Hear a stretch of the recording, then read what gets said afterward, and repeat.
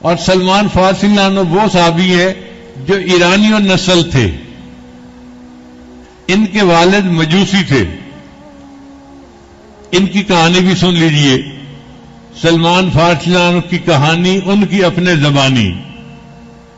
وہ کہتے ہیں کہ میں جب تھوڑی عمر میں بڑا ہوا نا، میرا والد امیر آدمی تھا اور آتش پرست تھا. اس نے گھر کے اندر آگ جلائی ہوئی تھی اور اس نے میرے ذمہ ایک کام لگایا تھا کہ تم نے آگ میں لکڑیاں ڈالتے رکھنا ہے، اس کو بجھنے نہیں دینا. 1,000 تک آگ جلتی رہتی تھی، 1,000 سال تک آگ نہیں بجھتی تھی، جلاتے رہتے تھے. وہ کہتے ہیں کہ میرے والد نے مجھے لڑکیوں کی طرح گھر میں بند رکھا ہوا تھا، باہر نکلنے نہیں دیتا تھا کہ کوئی اس کو گمراہ نہ کر دے. اور گھر میں رہتے ہوئے بس ایک ہی کام تھا، لکڑیاں ڈالتے رہو اور آگ جلاتے رہو. میرا بڑا دل چاہتا تھا میں بھی باہر نکلوں اور باہر کی دنیا دیکھوں. اب ہوا کیا کہ میرا والد کچھ بیمار ہو گیا. والد کی زمینیں تھیں تو ان زمینوں سے اس نے پیسے لینے ہوتے تھے جو وہاں کام کرنے والے لوگ ہوتے ہیں. تو مجبوراً والد نے مجھے بھیجا، بھئی میری طبیعت ٹھیک نہیں ہے، تم جاؤ اور جا کے وہاں سے پیسے لے کے آؤ.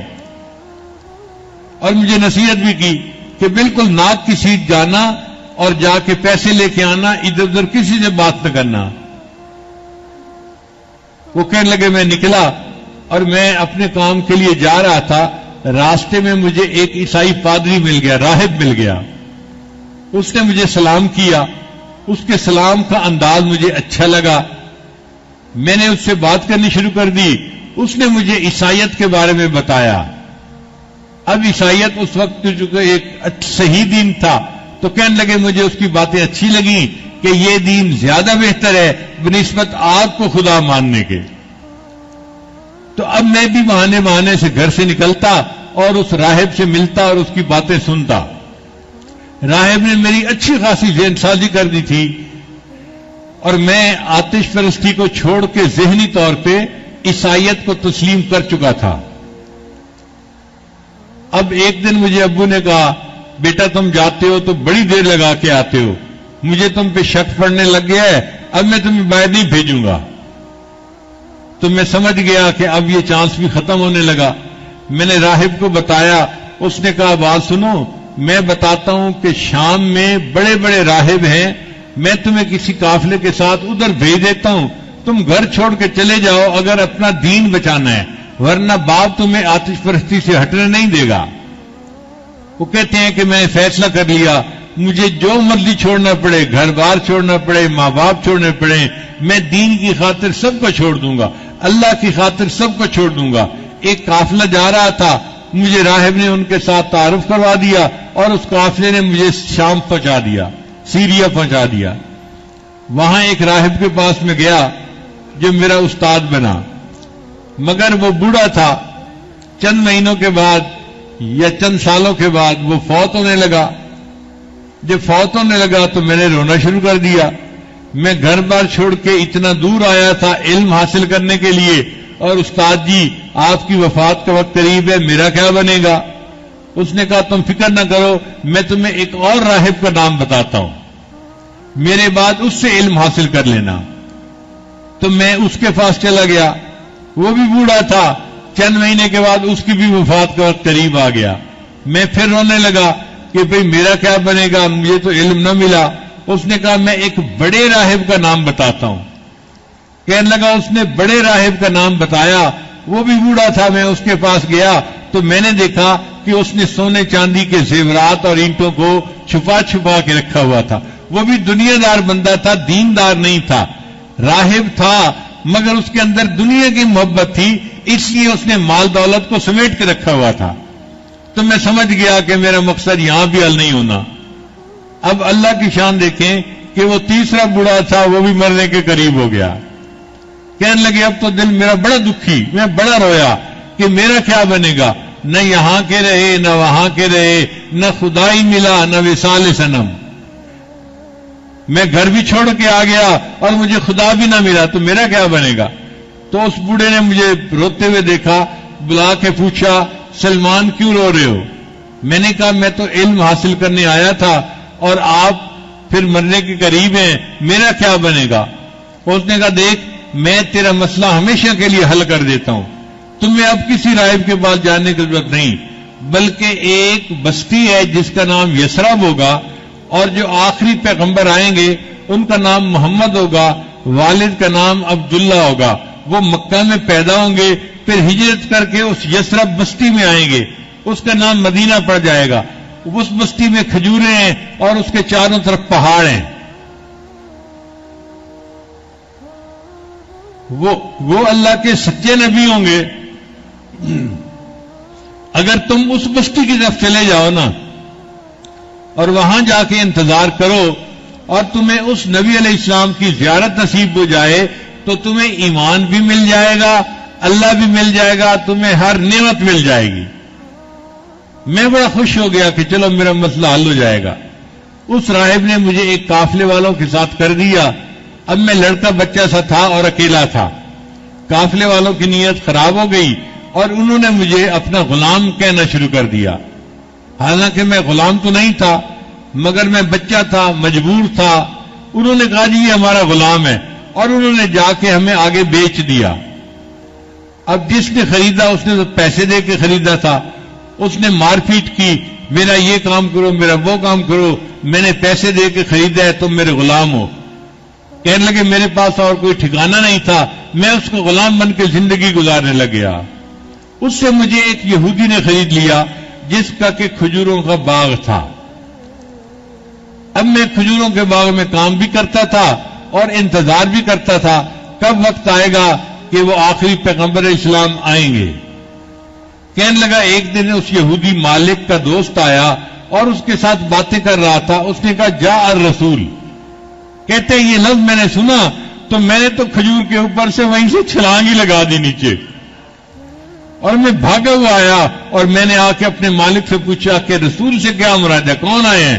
اس نے ایک تھپڑ لگایا، اس نے کہا جا تو کھجوریں جو ہے نا وہ جا کے توڑ، تیرا کیا کام اس بات سے؟ کہنے لگا میں نے تھپڑ بھی کھایا اور آ کے پھر کام بھی کرنے لگ گیا، میں صبح سے لے کے شام تک کام کرتا تھا۔ اس نے کہا جو کام کا وقت ہے اس میں تم کوئی بات اور نہیں کر سکتے، کام کرو میرا، تم میرے غلام ہو۔ کہنے لگا جب چھٹی ہوئی اب میرا دل مچلنے لگا، وہ کون رسول ہیں اور ان سے میری ملاقات کیسے ہو سکتی ہے؟ مجھے پتہ چلا کہ وہ قباء میں تشریف لائے ہوئے ہیں ہجرت کر کے، تو میں بھی قباء پہنچ گیا۔ کہتے ہیں جب میں نے چہرہ انور دیکھا میرے دل کو تسلی ہو گئی، مگر مجھے راہب نے 3 نشانیاں بتائی تھیں۔ پہلی نشانی کہ وہ صدقے کی کھجوریں استعمال نہیں فرمائیں گے۔ کہنے لگا کہ میرے پاس اچھی کوالٹی کی کچھ کھجوریں تھیں اپنے باغ کی، میں نے نبی علیہ الصلوۃ والسلام کو پیش کی تو نبی علیہ السلام نے پوچھا یہ کھجوریں کس لیے ہیں؟ میں نے کہا جی صدقہ کی ہیں۔ نبی علیہ السلام نے فرمایا میں صدقہ کی کھجور استعمال نہیں کرتا۔ میری پہلی نشانی پوری ہو گئی۔ پھر دوسرے دن میں اور کھجوریں لے کے چلا اور میں نے نبی علیہ السلام کو آ کر پیش کی، پوچھا کس لیے لائے ہو؟ میں نے کہا حضرت ہدیہ ہے۔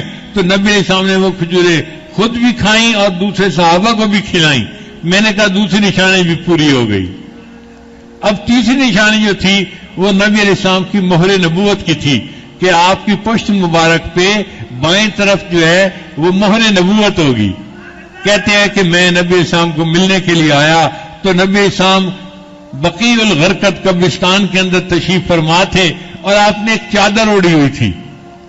اب میں آیا جب نبی علیہ السلام کے قریب پہنچا تو نبی علیہ السلام نے میری نیت کو پہچان لیا، فرمایا آؤ جس مہر نبوت کو دیکھنے کے لیے آئے ہو میں تمہیں دکھا دیتا ہوں۔ نبی علیہ السلام نے چادر ہٹائی اور میں نے مہر نبوت کو آنکھوں سے دیکھ لیا۔ پھر میں نے کہا اے اللہ کے نبی صلی اللہ علیہ وسلم میں نے 3 نشانیاں دیکھ لی ہیں، میں کلمہ پڑھ کے مسلمان ہونا چاہتا ہوں۔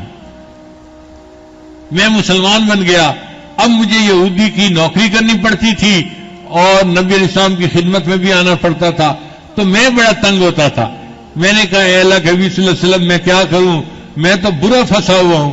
نبی علیہ السلام نے فرمایا تم جاؤ اور اپنے مالک کے ساتھ مکاتبت کر لو، لکھ پڑھ کر لو، ڈیل کر لو کہ کتنے پیسے لے گا اور تمہیں آزاد کر دے گا، اور فرمایا کہ جو شرط بھی وہ لگاتا ہے اس کی شرط مان لینا اور معاملے کو طے کر لینا۔ میں گیا اور میں نے جا کے یہودی مالک کو کہا کہ بھئی آپ مجھ سے پیسے لے لیں اور مجھے آزاد کر دیں۔ وہ بھی خرانٹ آدمی تھا، کہنے لگا میں تمہاری جلدی جان نہیں چھوڑوں گا۔ میں نے کہا کتنے پیسے لوگے؟ کہنے لگے اتنے اوقیہ سونا لوں گا۔ اب وہ پتہ نہیں کوئی بہت زیادہ سونا تھا، اور ایک غلام کے لیے اتنا سونا دینا وہ تو مشکل کام تھا۔ کہنے لگا اور اس کے علاوہ ایک اور شرط بھی ہے، اور وہ یہ کہ تم کھجوروں کا ایک باغ لگاؤ اور اس میں 300 درخت ہوں، جب وہ درخت پھل لینے لگ جائیں گے تب میں تمہیں آزاد کروں گا۔ یہودی کا خیال تھا کہ کھجور لگائی جاتی ہے تو وہ 3-4 سال کے بعد جا کے پھل دیتی ہے، تو 3-4 سال تو یہ ویسے ہی بنا رہے گا، سونا بھی دے گا، درخت بھی لگائے گا، اور 3-4 سال اس کی خدمت بھی کرے گا۔ جب باغ پھل دینے والا ہوگا پھر میں اس کو آزاد کر دوں گا، مجھے اتنا پھل ملے گا، پھر مجھے غلام کی کیا ضرورت ہے، کوئی اور خرید لوں گا۔ تو اس نے بڑا عقل مند بن کے یہ شرطیں طے کر دیں۔ کہتے ہیں کہ میں نے نبی علیہ السلام کو آ کے بتایا، اے اللہ کے نبی صلی اللہ علیہ وسلم، اس نے تو اتنے اوقیہ سونا مجھ سے مانگا ہے۔ نبی علیہ السلام نے فرمایا اچھا۔ اتنے میں ایک صحابی آئے اور انہوں نے اللہ کے نبی صلی اللہ علیہ وسلم کے خدمت میں سونے کی ایک ڈلی پیش کی۔ نبی علیہ السلام نے اس کو قبول کر لیا اور وہ ڈلی مجھے دے دی، اور مجھے کہا کہ سلمان تم جاؤ اور اپنے مالک یہودی سے کہو کہ تم اس کا وزن کر لو، جتنا وزن چاہتے ہو اس کا وزن اتنا ہی ہے۔ حالانکہ وہ دیکھنے میں تو چھوٹی نظر آتی تھی، لیکن اتنی بھاری بن گئی کہ جب یہودی نے اس کو تولا تو جتنی شرط تھی اتنے اوقیہ سونا وہ موجود تھا۔ اس نے کہا اچھا ایک شرط پوری ہو گئی، اب دوسری شرط پوری کرو کہ 300 کھجوریں تم لگاؤ، جب وہ پھل دیں گی تب میں تمہیں آزاد کروں گا۔ میں نے آ کے نبی علیہ السلام کو بتایا تو نبی علیہ السلام نے صحابہ کو فرمایا کہ بھئی تم اپنے اپنے باغوں میں سے 300 کھجوروں کے پودے جمع کر دو سلمان فارسی کے لیے، یعنی سکر جو ہوتے ہیں نا وہ لاؤ اور اکٹھے کر دو۔ وہ 300 سکر آ گئے اور نبی علیہ السلام نے سلمان فارسی کو فرمایا کہ گڑے تم کھود دینا، جب لگانے کا وقت ہو تو مجھے بھی بتا دینا۔ جب لگانے کا وقت ہوا اللہ کے محبوب صلی اللہ علیہ وسلم نے وہ کھجوریں اپنے مبارک ہاتھوں سے 300 کھجوریں لگائیں۔ محبوب کے کھجوریں لگانے کی یہ برکت تھی، ان کھجوروں نے 1 سال کے اندر پھل لے لیا، اور یوں سلمان فارسی آزاد ہو گئے، اور نبی علیہ السلام نے ان کو اصحاب صفہ کا منیٹر بنا دیا۔ اب چونکہ ان کی قربانی بڑی تھی، جنہوں نے اللہ کے نام پہ اپنے گھر کو چھوڑا تھا، تو اللہ کسی بندے کو بدلہ دیے بغیر نہیں رہتے۔ نبی علیہ السلام نے ایک مرتبہ ان کو بلایا اور فرمایا سلمان تیری قربانی اتنی ہے، السلمان منا اہل البیت، آج کے بعد سلمان کا نام میرے اہل بیت میں شمار ہو گیا۔ کیا نفع کا سودا کیا، وطن چھوڑا تھا، گھر بار چھوڑا تھا، اللہ نے ان کو محبوب کے اہل بیت میں شامل فرما دیا۔ پھر نبی علیہ السلام نے ان کی طرف دیکھ کر کہا اگر ہدایت ثریا ستارے پر ملا کرتی تو سلمان کے دیش میں ایسے بھی لوگ تھے جو ہدایت حاصل کرنے کے لیے ثریا پہ بھی چلے جاتے۔ علماء کرام نے کہا ہے کہ اس سے مراد امام اعظم ابو حنیفہ رحمۃ اللہ علیہ ہیں، وہ بھی فارسیوں نسل تھے، اور واقعی اللہ نے بھی ان کو ایسا علم عطا فرمایا تھا۔ تو دیکھیں اللہ نے پھر سلمان فارسی عنہ کو کیا نعمت عطا فرمائی۔